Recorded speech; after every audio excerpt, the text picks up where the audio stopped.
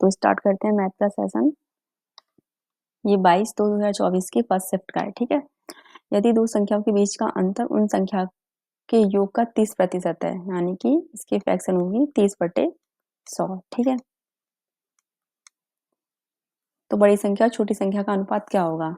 तो यहाँ पे अंतर और योग, ठीक है। योग की बात है तो योग यहाँ से क्या हो जाएगा 100, ठीक है। और अंतर क्या हो जाएगा 30, ठीक है। तो यहाँ पे अंतर और योग कितना है हमारा 100 और अंतर कितना हो जाएगा यहाँ से 30, ठीक है। यहाँ से इनका ये रेशियो निकाल लेंगे हम। और हमसे पूछा है बड़ी संख्या, तो बड़ी संख्या कैसे निकलेगी? इन दोनों को जोड़ दो, जोड़ के कितना आएगा 130 बटे 2 से डिवाइड करेंगे क्योंकि दो संख्या की बात हो रही है। तो कितना आ जाएगा यहाँ से, ये आ जाएगा 65, ठीक है। छोटी संख्या तो माइनस कर देंगे, तो माइनस करने पे कितना आएगा 70 बटे 2, तो हो जाएगा 35, ठीक है। तो ये हो गई हमारी संख्या। अब इनका हमें अनुपात पूछा था ना छोटी और बड़ी संख्या का, तो यहाँ से बड़ी और ये छोटी, ठीक है। बड़ी संख्या कितनी निकल के आई थी हमारी 65 और छोटी कितनी थी 35। तो इनको 5 से ये 13 बार और ये 7 बार। तो इसमें option third is right answer हो जाएगा। अब क्वेश्चन नंबर सेकंड देखिए। एक निश्चित धनराशि पर 6% वार्षिक ब्याज की दर से 2 वर्षों के लिए साधारण ब्याज 960 रुपए है, ठीक है। 2 वर्ष के लिए साधारण ब्याज कितना है 960 रुपए। समान अवधि और समान ब्याज दर पर समान धनराशि पर चक्रवृद्धि ब्याज कितना होगा? तो यहाँ पे 2 वर्ष के लिए SI और CI, ठीक है। पहले वर्ष SI कितना है 6%, ठीक है। तो CI कितना होगा, सेम ही रहता है 6%, ठीक है। दूसरे साल SI कितना रहेगा 6%, मतलब ब्याज, ठीक है। और यहाँ पे जो CI होता है ब्याज पे ब्याज लगते हैं, यानी कि 6 पे 6% हम निकालेंगे तो ये कितना आएगा, ऊपर 6 6 36 बटे 100, तो ये सॉल्व करके आएगी 0.36, ठीक है। यहाँ से इनको जोड़ेंगे, ये हो जाएगा 12%, ये 6 और 6 को जोड़ेंगे तो 12.36%, ठीक है। ये भी ऐड करना है 0.36%, ठीक है। यहाँ से हमें देखो 2 वर्ष के लिए साधारण ब्याज हमें दे ही रखा है 960, यानी कि 12% की वैल्यू दे रखी है 960। यहाँ से एक का मान निकालेंगे तो 960 बटे 12, तो कितना आएगा ये आ जाएगा हमारा 8,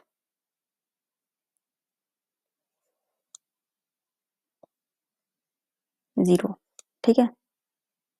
अब हमसे पूछा क्या है, हमसे पूछा था समान धनराशि पर चक्रवृद्धि ब्याज दर, चक्रवृद्धि ब्याज कितनी थी 12.36, ठीक है। तो यही हमें निकालना था। इसमें गुणा कर देंगे हम 80 से, ठीक है।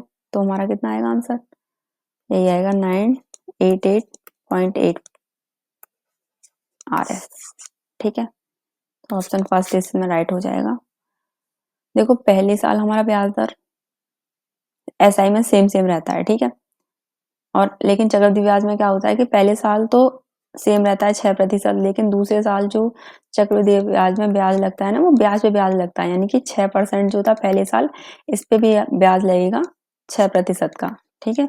इसलिए इसको सॉल्व करके जो आया था ना 0.36 आया था, ठीक है। लेकिन SI में सेम रहता है, पहले साल भी 6% है, दूसरे साल भी 6% है, ठीक है।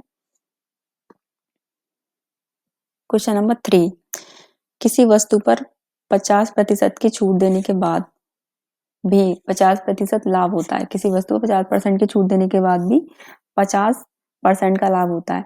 वस्तु पर कोई भी छूट ना देने पर लाभ प्रतिशत कितना होगा? देखो छूट दी जा रही है यहाँ पे, पहली बात तो 50 की फ्रैक्शन जो होती है वो 1/2, ठीक है। फ्रैक्शन कैसे निकालते हैं, जैसे 50 है, यहाँ से ये हटाएंगे प्रतिशत का साइन, तो नीचे बट्टे 100 लगा देंगे। 50 से कम 50, 50 दूनी 100, तो यहाँ से निकल के आया 1/2, ठीक है। अब हमें छूट दी जा रही है, छूट हमेशा किस पे होती है, MP, यानी कि यहाँ से ये जो रेशियो बनेगा 1/2 छूट का, ये दे रखा होगा हमें MP यानी कि अंकित मूल्य, और ये जो होगा ये होगा हमारा SP। ठीक है, तो यहाँ से हम MP और SP का रेशियो निकाल लेंगे। MP कितना 2 और 2 पे 1 की छूट, यानी कि सामान 1 में बिकेगा। अब ये कह रहा है 50% का ये कितना क्या हो रहा है, हमें लाभ हो रहा है। ठीक है, और लाभ किस पे होता है हमारा, CP/SP पे। यहाँ पे 2 क्या हो जाएगा हमारा, ठीक है 2 हो जाएगा यहाँ से, मतलब 50% का लाभ हो रहा है, तो यानी कि 1/2, 2 पे 1 का लाभ, तो यानी कि 3/2, तो 2 यहाँ पे हमारा CP और 3 क्या हो जाएगा यहाँ पे हमारा SP। ठीक है, यहाँ से देखो बताया था यहाँ से किस तरीके से वो निकालते हैं रेशियो। यहाँ 1 दे रखा है तो यहाँ पे भी 1 आएगा, यहाँ 3 दे रखा है तो यहाँ पे भी 3 आएगा। अब इनका गुणा कर लेंगे, 3 दूनी 6, 3 एकम 3, 2 एकम 2। ठीक है, यहाँ से अब इसने कहा है वस्तु पर कोई भी छूट ना देने पर, मतलब वस्तु पे हम अगर कोई छूट नहीं देंगे तो वस्तु को क्या करेंगे, हम अंकित मूल्य पे बेचेंगे, यानी कि MRP पे। तो MRP कितना है 6, CP कितना है 2, तो यहाँ से देखो यहाँ पे कितना माइनस हुआ है, कितना कम हुआ है 4। ठीक है, और बट्टे में जो आएगा वो आता है हमारा CP, तो गुणा 100। ठीक है, फिर लाभ प्रतिशत निकालना है तो हमेशा बट्टे में CP रहता है।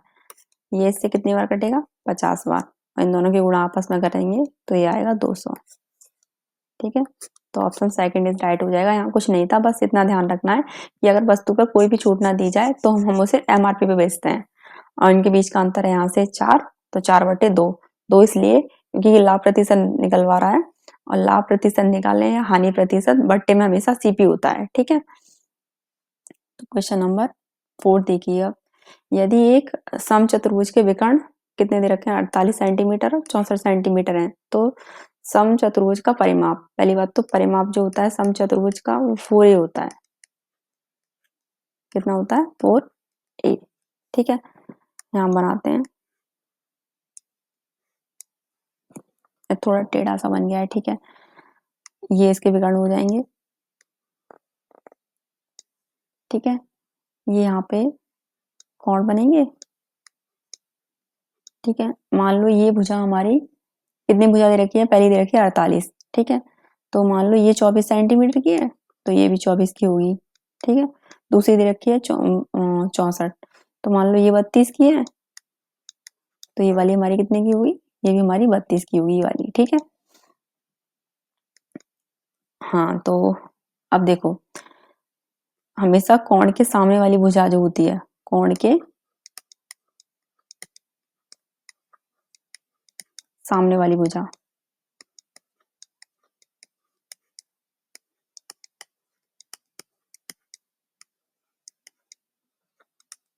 कर्ण होती है।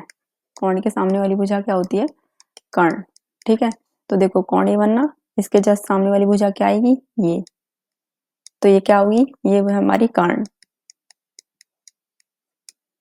ठीक है, ये हमारी लंब हो जाएगी, ये हमारी आधार हो जाएगी। सॉरी ये, ठीक है डायग्राम गलत हो रहा है। अब चलो इसको सॉल्व करते हैं, यहाँ से हमें कर्ण निकालना है। ठीक है, तो पाइथागोरस प्रमेय में लगानी है, तो यहाँ कर्ण स्क्वायर बराबर कितना होता है, लंब स्क्वायर प्लस आधार स्क्वायर।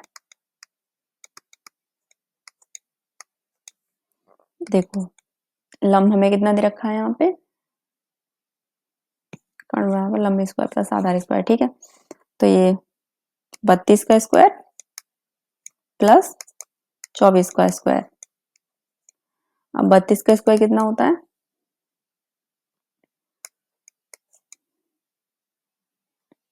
थोड़ा टेढ़ा हो रहा है ये। ठीक है,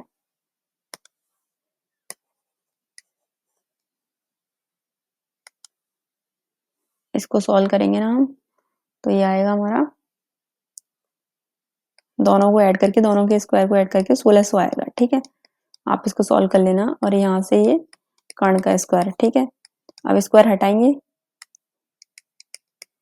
तो कर्ण निकल के आएगा यहाँ से, ये स्क्वायर कट जाएगा तो ये निकल के आएगा 40। ठीक है, 1600 किसका स्क्वायर होता है? ओहो, 1600 किसका होता है? 40 का। ठीक है, अब हमसे क्या पूछा था? ये निकल आया हमारा 40। ठीक है, अब हमसे पूछा था परिमाप, समचतुर्भुज का परिमाप। ठीक है, तो यहाँ पे ये भुजा हमारी निकल आई, ये हमारी ए की वैल्यू हो जाएगी, और समचतुर्भुज का परिमाप जो होता है वो होता है 4 है, यानी कि 4 इंटू 40, तो ये निकल आया 4 चौक 16, यानी कि 160। इनका गुणा कर देंगे तो 160, यानी कि आ जाएगा ऑप्शन 3। यहाँ से हमें ए चाहिए था। ठीक है, मतलब ये वाली भुजा चाहिए थी, तो ये हमारी 40 निकल के आई, वो इससे निकल के आई है प्रमेय से। ठीक है, अब क्वेश्चन नंबर 5 देखिए। ये कह रहा है 1 किलोग्राम गेहूं के मूल्य में 50% की वृद्धि हुई है। कितने की वृद्धि हुई है? 50, और वृद्धि 25 रुपए है। ठीक है, लेकिन वो कह रहे हैं क्वेश्चन में कि वृद्धि कितनी है? 25 रुपए। तो प्रति किलोग्राम गेहूं का नया मूल्य पूछा है। क्या पूछा है? नया मूल्य। तो यहाँ से वृद्धि देखो, 50% की फ्रैक्शन अब तो याद हो गई होगी, 1/2। ठीक है, यहाँ से नया मूल्य और पुराना मूल्य भी होगा। ठीक है, तो यहाँ से नया मूल्य कितना है हमारा? वो है 2, और वृद्धि हुई है तो ये कितना हो जाएगा? 3, यानी कि 2 पे 1 की वृद्धि, तो ये हो जाती है हमारी फ्रैक्शन 3/2। पुराना नया मूल्य हमारा 2, अब सॉरी, ओहो,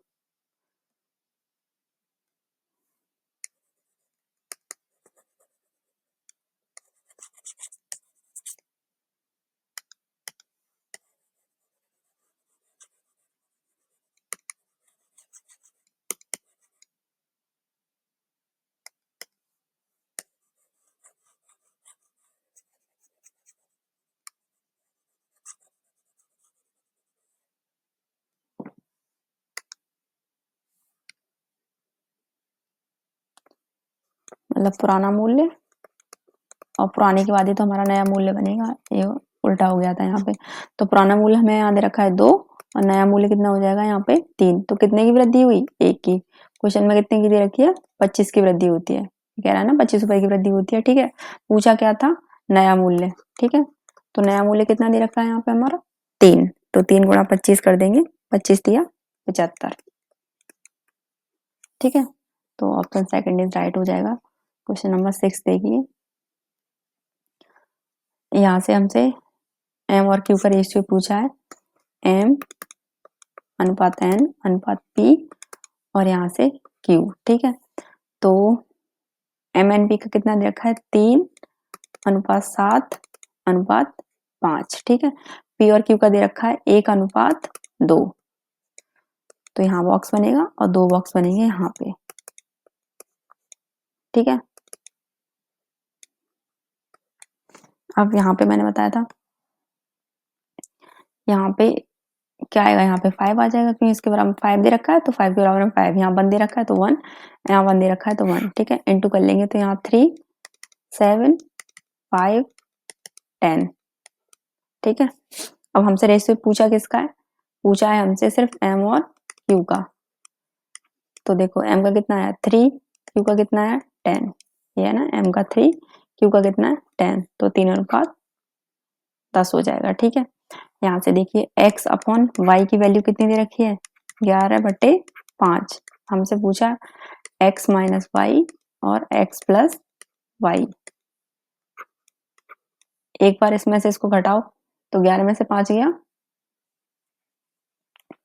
कितना आएगा? 6, सॉरी, और एक बार जोड़ दो तो कितना हो जाएगा? 16। तो रेशियो पूछा है इनका, तो रेशियो कितना आ जाएगा? 6:16। इसको काट दो 2 से, 3:8। ठीक है, तो ऑप्शन फर्स्ट इज राइट हो जाएगा।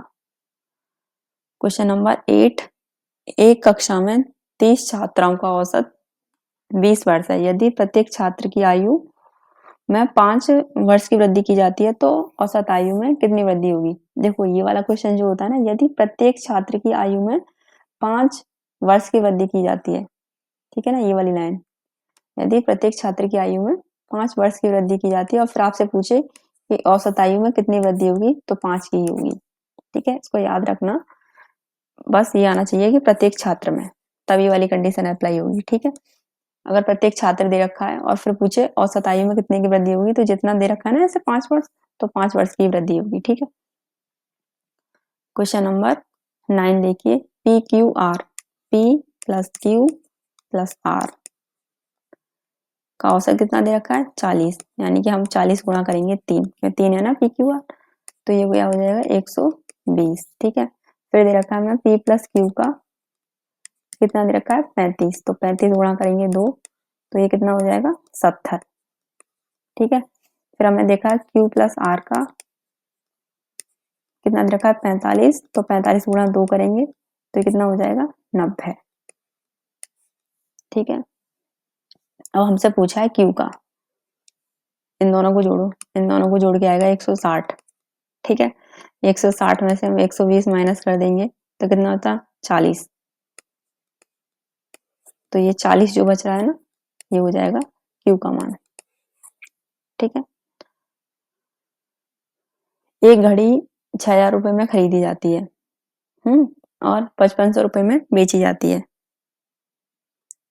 तो सीपी कितना है 6,000, एसपी कितना है 5500, कितने का प्रॉफिट हो रहा है यहाँ पे, सॉरी हानि। देखो 6,000 में खरीदी कोई चीज और आपने 5500 में बेच दी, तो लाभ हुआ या हानि। कोई चीज आप 6,000 में खरीद के लेके आए और फिर आपने किसी और को 5500 में दे दी, तो आपको क्या होगी वहां पे हानि होगी। और हानि कितने की हुई यहाँ पे, इसको ये हानि हुई है यहाँ पे 500 की। किस पे हानि हो या लाभ हमेशा सीपी पे होता है, तो ये सीपी पर, सीपी कितने दे रखा है 6,000। ठीक है, गुणा 100, यहाँ 2 जीरो से 2 जीरो कैंसिल, 1 जीरो से ये वाला जीरो कैंसिल। ठीक है, 2 से 2 तिया 6, 2 पंजे 10, तो ऊपर पचम 25 बटे 3, तो आंसर आएगा 8.33%। ठीक है,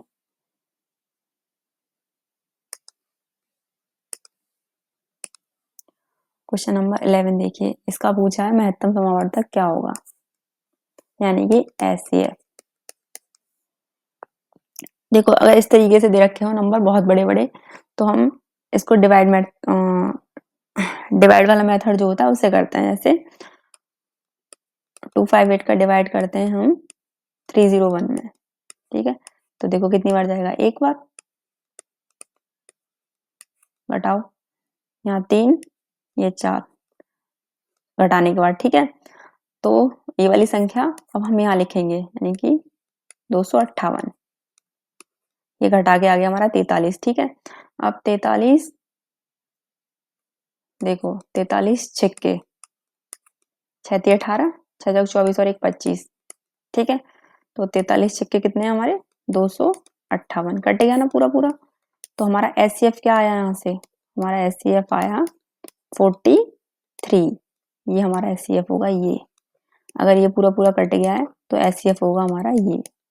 ठीक है, अगर ना कटता तो हम आगे सॉल्व करते, तो ऑप्शन फर्स्ट इज राइट हो जाएगा। ठीक है, क्वेश्चन नंबर 12 देखिए, अमर सचिन से 10% अधिक कुशल है, यानी कि अमर सचिन से 10% अधिक कुशल है। ठीक है, तो यहाँ से इन दोनों का रेशियो निकाल लेंगे हम। यहाँ से कितना रेशियो आएगा, यानी कि अमर की कह रहा है ये इससे 10% अधिक कुशल है, 10% की फ्रैक्शन जो होगी वो होगी 1/10। अब अधिक कुशल है तो 10 में 1 जुड़ जाएगा, यानी कि 11/10। तो यहाँ से इन दोनों का जो रेशियो आएगा वो होगा हमारा 11/10। ठीक है, तो रेशियो आ गया 11/10। ठीक है, अब ये कह रहा है यदि सचिन अकेले किसी काम को 44 दिन में पूरा करता है, सचिन अकेले,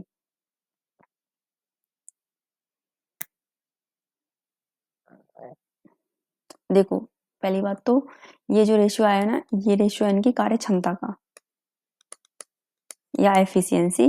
ठीक है, अब टाइम यानी कि समय, ये यहाँ पे दिन की बात कर रहा है ना, 44 दिन में कंप्लीट करता है, तो समय का रेशियो क्या हो जाता है, इसका अपोजिट हो जाता है कार्य क्षमता का, यानी कि ये हो जाएगा 10:11। ठीक है, अब ये कह रहा है कि सचिन अकेला किसी काम को 11 दिन में पूरा कर सकता है, तो टाइम है ये, ये कह रहा है 11 दिन में, सॉरी क्वेश्चन में कहा है कि 44 दिन में पूरा कर सकता है सचिन। तो 11 की वैल्यू कितनी हो जाएगी 44, और ये कितनी बार कटेगा इससे 4 बार। ठीक है, तो हमसे किसका पूछा है अमर का। तो 10 में गुणा कर देंगे हम 4 की, तो कितना आ जाएगा 40, यानी कि अमर उसी काम को कितने दिन में पूरा करेगा 40 दिन में। ठीक है, यहाँ से ये जो रेशियो हमारा बन के आएगा ना, ये होगा हमारा कार्य क्षमता का या एफिशिएंसी का। ठीक है, अब यहाँ से हमें समय का चाहिए, तो समय का जस्ट इसका उल्टा हो जाता है। ठीक है,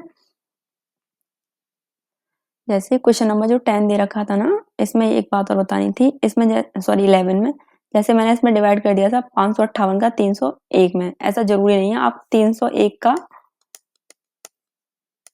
387 में भी कर लेंगे ना तो भी आंसर आ जाएगा। ठीक है, क्वेश्चन नंबर 13 देखो, अब अंकित मूल्य दे रखा है MP 4500, विक्रम मूल्य यानी कि SP 3900। ठीक है, अब हमसे छूट पूछिए, तो इनके और इनके बीच में कितने का अंतर 600 का। ठीक है, हमेशा अब जब CPSP की बात हो तो बट्टे में हमेशा CP लेते हैं, लेकिन जब MPSP की बात होगी तो बट्टे में हमेशा MP यानी कि मार्क प्राइस लेंगे। तो ये कितना है 4500। ठीक है, सॉरी इसमें क्या पूछा है, हाँ, तो उस वस्तु पर छूट कितनी है। देखो छूट पूछा है, सिंपल सा ही है, ये तो इतना करने की जरूरत नहीं है, सिर्फ छूट पूछी है। तो छूट कितनी की है यहाँ पे, छूट है हमारी 600 की, यानी कि सीधे सीधा आंसर है। ठीक है, मतलब सिर्फ माइनस करना है। हाँ, क्वेश्चन नंबर 14 देखिए, एक निश्चित धनराशि पर 3 वर्ष के लिए साधारण ब्याज कितना है इतना, उसी धनराशि पर समान ब्याज दर से 10 वर्ष के लिए प्राप्त साधारण ब्याज कितना होगा। 3 वर्ष के लिए कितना दे रखा है साधारण ब्याज, ये तो 1 वर्ष का निकाल लेंगे हम यहाँ से, डिवाइड बाइड कर देंगे 3। ठीक है, 3 से 3 पंजे 15, 3 नाम 27 और 3 चौक 12। ठीक है, तो यानी कि 1 साल का जो आया वो आया हमारा 594। अब हमसे पूछा कितने साल का है 10 वर्ष का। 10 वर्ष का साधारण ब्याज पूछा है ना, तो 10 में इसके गुणा कर देंगे, सिंपल है। तो ये कितना हो जाएगा 5940। ठीक है, क्वेश्चन नंबर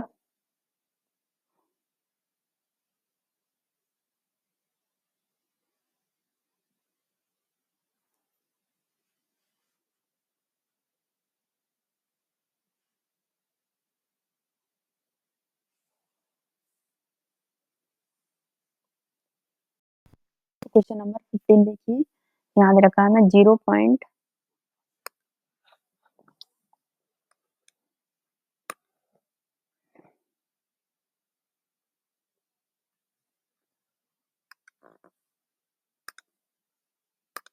ठीक है 0.41 पे 1 पे बार है। ठीक है, इसको कह रहा है भिन्न के रूप में परिवर्तित कीजिए। तो ये क्वेश्चन फर्स्ट शिफ्ट में भी था शायद, जो 20 से स्टार्ट हुए थे एग्जाम, उसके फर्स्ट या सेकंड शिफ्ट में थे, 2 क्वेश्चन थे ऐसे, वहां बताया था। जैसे ये दे रखा है, पहले हम कंप्लीट ये नंबर लिखेंगे, जैसे 41 है तो पूरा 41। ठीक है, फिर माइनस, जिसके ऊपर बार नहीं है वो नंबर हमें घटाना है, जैसे 4 के ऊपर बार नहीं है तो 4 को यहाँ घटाना है, बट्टे। ठीक है, जिसके ऊपर बार नहीं है उतने 9, यानी कि 4 है इसके ऊपर बार नहीं है तो उतने 9, यानी कि 1 4 है तो 1 बार 9। ठीक है, और जिसके ऊपर बार है उतने 0, यानी कि 1 के ऊपर बार है तो 1 0। ठीक है, उसके बाद उसको सॉल्व कर दो, तो ये कितना आ जाएगा 37/90। ठीक है, बस इसमें ये है, पूरा नंबर लिखना है पहले 41, जिसके ऊपर बार है वो, जिसके ऊपर बार नहीं है ना,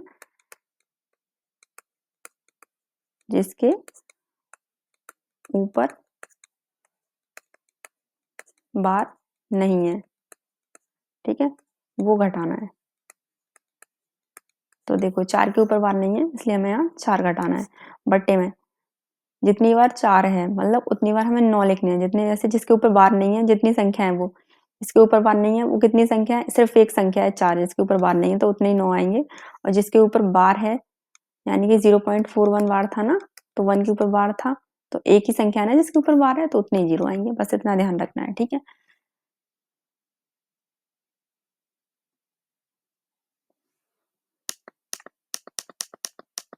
अब क्वेश्चन नंबर 16 देखिए, 28,000 में एक रेफ्रिजरेटर बेचने पर अनुराग को 30% की हानि होती है। 28,000 में एक रेफ्रिजरेटर बेचने पे उसको कितने की हानि होती है? 30 की। ठीक है, यदि वह 25 का लाभ अर्जित करना चाहता है तो कितने में बेच रहा है? 28,000 में।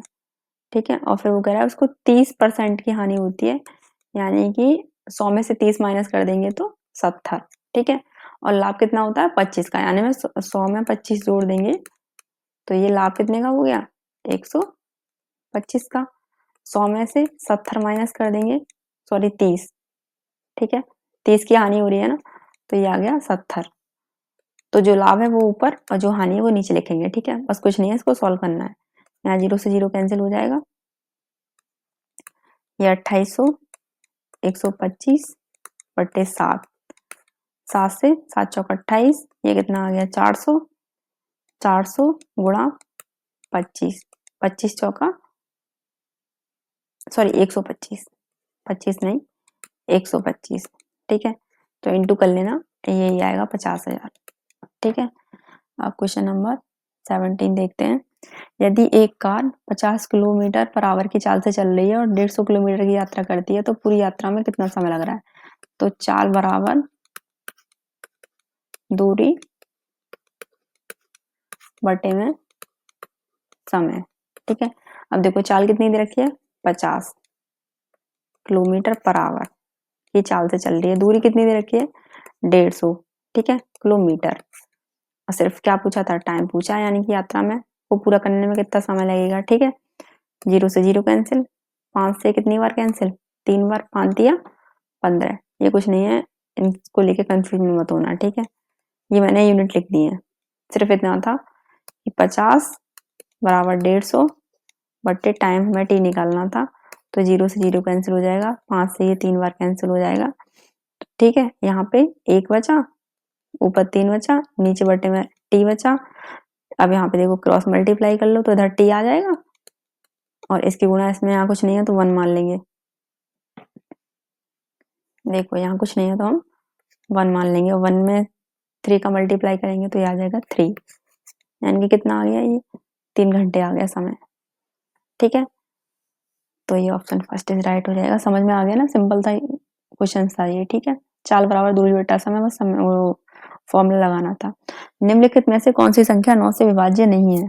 9 से विभाज्य नहीं है। 9 से विभाज्यता का जो नियम है,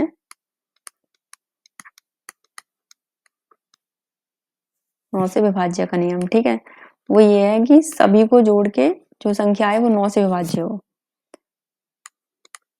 सभी को, सभी नंबर को जोड़ना है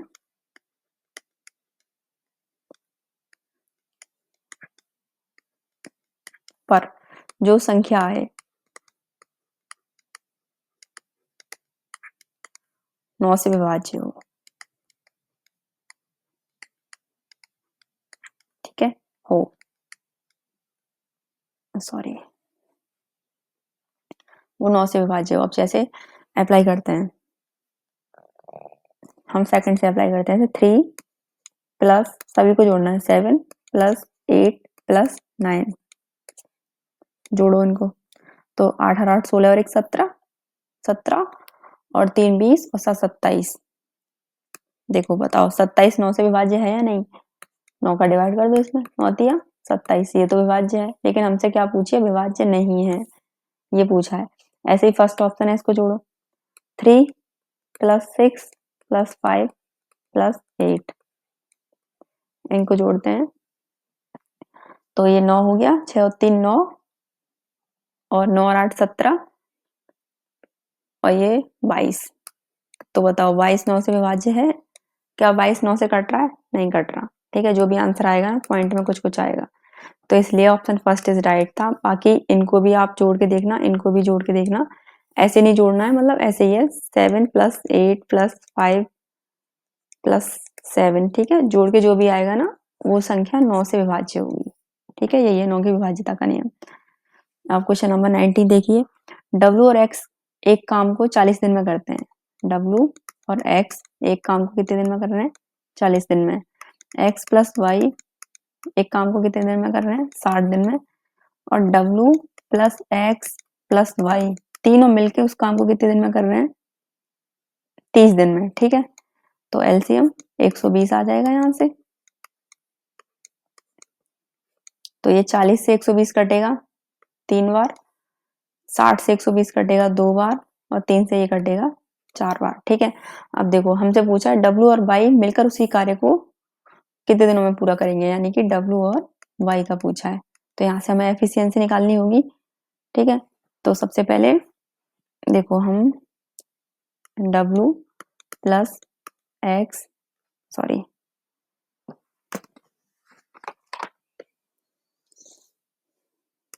ये कुछ नहीं है। ठीक है, यहाँ से W plus X plus Y बराबर कितना है, ये W plus X plus Y इनकी एफिशिएंसी बराबर दे रखी है 4। ठीक है, तो हम एक्स प्लस वाई की हमें पता ही है, एक्स प्लस वाई की एफिशिएंसी कितनी है 2, तो ये मान रख दो यहाँ पे एक्स प्लस वाई की जगह रख दिया। अब ये यहाँ पे प्लस का उधर जाके माइनस का हो जाएगा, डब्ल्यू बराबर 4 माइनस 2 बराबर 2। तो यहाँ से डब्ल्यू की एफिशिएंसी यानी कि कार्य क्षमता कितनी आई 2। डब्ल्यू की आगे ऐसे ही हमें बाई की निकालनी है। ठीक है, तो देखो यहाँ से बाई की भी निकाल आएगी। डब्ल्यू प्लस एक्स की वैल्यू कितनी दे रखी है यहाँ पे 3, तो यहाँ 3 रख दो प्लस वाई बराबर में ये 4 है ना, बराबर में 4। तो यहाँ से y की कितनी निकल के आएगी 4 माइनस 3 बराबर 1। ऐसे y की कितनी निकल के आई एफिशिएंसी 1। ठीक है, टोटल काम कितना था, टोटल काम था 120।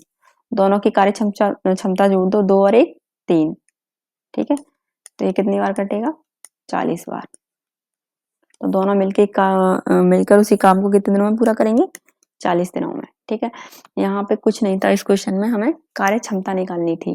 देखो एक्स डब्ल्यू और एक्स मिलकर किसी कार्य को 40 दिन में कर रहे हैं, एक्स प्लस वाई मिलकर उसी कार्य को 60 दिन में कर रहे हैं, और W plus X plus Y, ठीक है, ये तीनों मिलकर उसी कार्य को 30 दिन में कर रहे हैं। एलसीएम आएगा यहाँ से 120, 40 से ये कटेगा 3 बार, 60 से ये कटेगा 2 बार और 30 से 120 कटेगा 4 बार। ठीक है, अब हमसे क्वेश्चन में पूछा है डब्ल्यू प्लस वाई को मिलकर उसी कार्य को कितने दिनों में पूरा करेंगे। हमें डब्ल्यू की कार्य क्षमता चाहिए, हमें वाई की चाहिए, लेकिन यहाँ दे रखी है डब्ल्यू प्लस एक्स की, यहाँ देखिए एक्स प्लस वाई की, यहाँ पे तीनों की दे रखी है, लेकिन हमें तो सिंगल सिंगल चाहिए, डब्ल्यू की अलग वाई की अलग। ठीक है, तो इस इक्वेशन से W plus X plus Y बराबर इन तीनों की मिला के कार्य क्षमता दे रखी है 4, यानी कि ये तीनों मिलके 30 दिनों में जो मतलब इनकी जो कार्य क्षमता आई है, यानी कि 120 कार्य को 30 दिन से 4 दिन में कर पा रहे हैं। ठीक है, तो यहाँ तीनों को मिला के इनकी कार्य क्षमता कितनी दे रखी है 4। तो यहाँ हमने X plus Y plus sorry W plus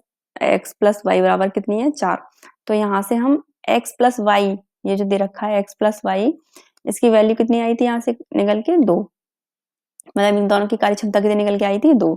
तो यहाँ पे हम ये रख देंगे 2। ठीक है, और यहाँ से हम डब्ल्यू की निकाल लेंगे, 4 में से 2 गया तो 2। ऐसे ही हम सेम वाई की निकालेंगे यहाँ से। ठीक है, तो यहाँ हमें डब्ल्यू और एक्स की पता थी कितनी है 3, तो 3 रख देंगे प्लस वाई बराबर ये 4 दे रखा है, तो यहाँ से वाई की निकल आएगी 1। इन दोनों को जोड़ देंगे। ठीक है, जोड़ के कितना आ जाएगा 3, और ये टोटल काम जो था उसमें इसका कर देंगे डिवाइड, तो ये निकल के आएगा 40। ठीक है, अब देखो क्वेश्चन नंबर लास्ट 20, और ये बहुत इंपॉर्टेंट क्वेश्चन है एलसीएम एचसीएफ का। एक तो हमारा पहले ही आ गया था जिसमें हमने एचसीएफ निकाला था, ठीक है, जो कि 43 निकल के आया था। एक क्वेश्चन देखो ये आ गया एलसीएम एचसीएफ से। इसका फॉर्मूला होता है एलसीएम गुणा एचसीएफ, ये एलसीएम है। ठीक है, बराबर पहली संख्या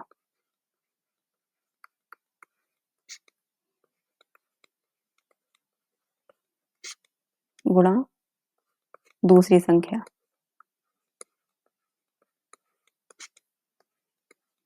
अब इसमें से ना ये हमसे कुछ भी निकलवा सकता है। मान लो इसने एलसीएम एचसीएफ दे दिए और पहली संख्या दे दी तो दूसरी निकलवा लेगा। मान लो इसने दोनों संख्या दे दी, एचसीएफ दे दिया तो एलसीएम निकलवा लेगा। अगर इसने हमें एलसीएम दिया है और एचसीएफ पूछ लिया तो ये दोनों संख्या देगा। क्वेश्चन में देखो इसने कहा है कि देखो यहाँ पे क्या है, गुणाई है ना, तो कह रहा है दो संख्याओं का गुणनफल, पहली संख्या और दूसरी संख्या, इन दोनों संख्याओं का गुणनफल इसने हमें क्या दिया है 1408, यानी कि इस पूरे की वैल्यू इसने हमें दे दी 1408। ठीक है, फिर कह रहा है लघुत्तम समावर्तक, लघुत्तम समावर्तक मतलब एलसीएम, और महत्तम समावर्तक होता है एचसीएफ, ये लिख लेना। ठीक है, तो एलसीएम की वैल्यू उसने हमें दे दी, कितनी दे दी है 352, ठीक है 352। अब पूछा क्या है इसने, पूछा है हमसे एचसीएफ। तो अगर हमें एचसीएफ निकालना है तो कुछ नहीं करना, 1408 बट्टे 352 ये सॉल्व करना है। और ये से सीधे सीधे देखो 352 यूनिट जो डिजिट हमारी आनी चाहिए वो 8 आनी चाहिए, ठीक है। अगर हम इसमें 4 से गुणा करते हैं तो 4 दूनी 8, 5 चौक 20 और 2 4 दिया 12 और 1 2 सॉरी 12 और 2 14। तो यहाँ से हमारी यूनिट डिजिट कितनी आ गई 8। तो हम यहाँ से देख सकते हैं, अगर ऑप्शन इस तरीके से दे रखे हैं जैसे 7 4 2, तो ऐसा नहीं है कि पहले हम इसे 2 से काटें फिर 4 से काटें, ऐसे काट के देखते रहें, सीधे सीधे इसी में गुणा करके देख लो। जैसे 4 दे रखा है, अगर हम 4 की गुणा इसमें करेंगे तो लास्ट में कितना आ रहा है, सॉरी लास्ट में यूनिट डिजिट आ रही है ना 8, तो कट जाएगा पूरा पूरा। तो कितनी बार ये इससे कटा 4 बार। तो एचसीएफ हमारा कितना आ गया यहाँ से 4, ठीक है। अब वो क्वेश्चन में हमें ऐसे भी दे सकता था, मान लो यहाँ तो 2 संख्याओं गुणनफल दे दिया, अगर इसने कह दिया कि पहली संख्या में दे रखी है 5, ठीक है, दूसरी संख्या दे रखी है 25, ठीक है। अब एचसीएफ दे रखा है 30, ठीक है, और एलसीएम बताओ यानी कि लघुत्तम समावर्तक बताओ। तो इसी फॉर्मूले से होगा, पहली संख्या फॉर्मूला क्या था हमारा, फॉर्मूला था ना पहली संख्या गुणा दूसरी संख्या। तो पहली संख्या कितनी है 5 गुणा दूसरी संख्या कितनी है 25, ठीक है, बराबर बराबर में क्या था, बराबर में था एलसीएम गुणा एचसीएफ, ठीक है। तो देखो ऐसा कुछ नहीं है कि पहले एलसीएम आएगा या एचसीएफ, कुछ भी रख लो। एचसीएफ दे रखा है 30, एलसीएम इसने हमसे पूछा कितना हुआ, ठीक है। तो ये 5 गुणा 25 बट्टे में ले आओ 30 बराबर एलसीएम, ठीक है, 5 6 30। तो यहाँ से कितना निकल के आया 25 बट्टे 6, ये क्या निकल के आया, ये निकल के आया हमारा एलसीएम, ठीक है।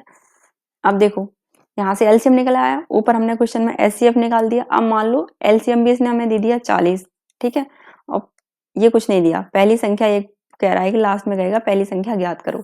तो इसी फॉर्मूले में लगाना है, पहली संख्या हमें पूछा है तो हम ऐसे लिख लेंगे पहली संख्या गुणा दूसरी संख्या इसने हमें दे दी 25, ठीक है। इस बार एलसीएम एचसीएफ दोनों दे दिए, एचसीएफ दे दिया 30 गुणा एलसीएम दे दिया 40, ठीक है, और यहाँ से हमसे पूछ ली पहली संख्या। तो ये 30 गुणा 40 बट्टे में करेंगे हम 25, ठीक है, 5 से 5 6 30 पचम 25, 5 से 8 बार। तो यानी कि पहली संख्या कितनी निकल के आई 8 गुणा 6 8 6 48, ठीक है। अब पहली संख्या पूछ ली, ऐसे ही अब पहली दे देगा, मान लो पहली दे दी 10 तो हमसे दूसरी पूछ लेगा, तो सेम ऐसे ही निकलेगा, ठीक है।